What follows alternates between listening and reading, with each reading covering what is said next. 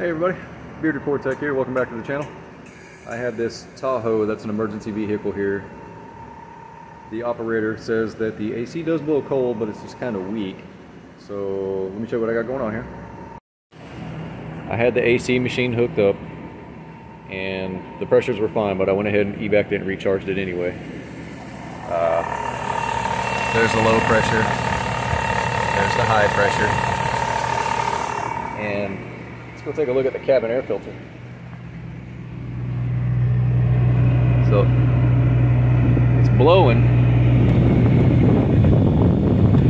but it's not like super duper duper cold. And I already took all that apart.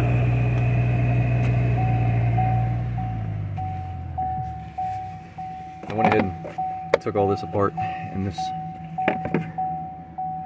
cover sits up in here. But let's go ahead and pull that cabin air filter out. Take a look. Turn the light on. So I have not been in here yet.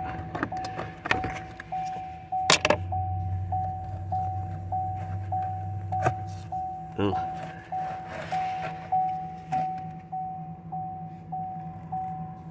I'd say it needs a cabin air filter. So let's put an air filter in it, see what happens.